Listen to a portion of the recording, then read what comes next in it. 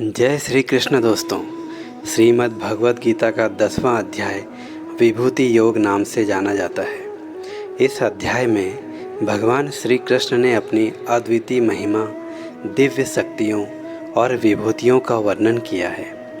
यह अध्याय श्रोताओं के दिलों को छूने वाला है, क्योंकि इसमें भगवान ने इस ब्रह्मांड के रहस्यों और अपनी सर्वव्यापकता को प्रकट किया है।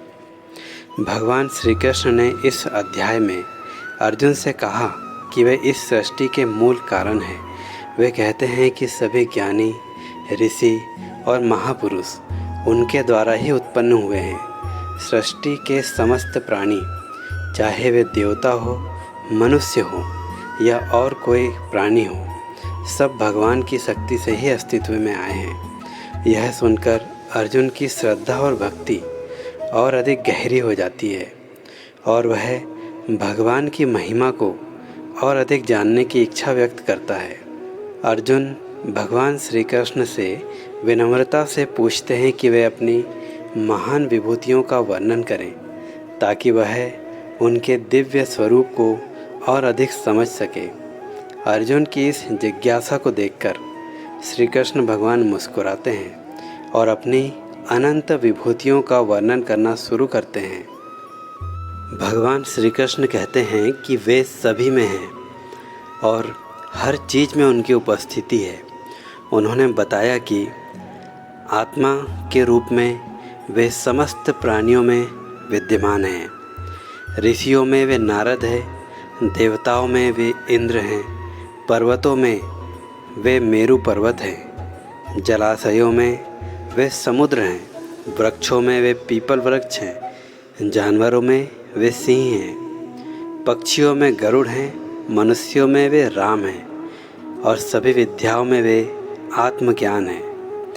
यह विभूतियों का वर्णन यह दर्शाता है कि संसार में जो भी श्रेष्ठ है वह भगवान की ही महिमा का अंश है।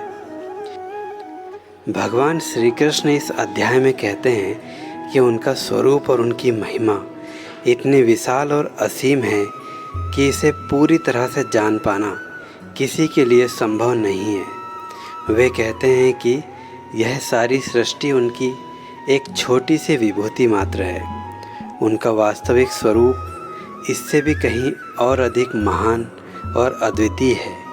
यह सुनकर अर्जुन का हृदय भगवान के प्रति असीम श्रद्धा और भक्ति से भर जाता है। भगवान श्री कृष्ण इस अध्याय में यह भी बताते हैं कि सच्चे मन से की गई भक्ति ही भगवान को प्राप्त करने का सर्वोत्तम मार्ग है। जो व्यक्ति भगवान की विभूतियों को समझकर उनकी महिमा का गान करता है, वह निश्चित ही भगवान के निकट आता है।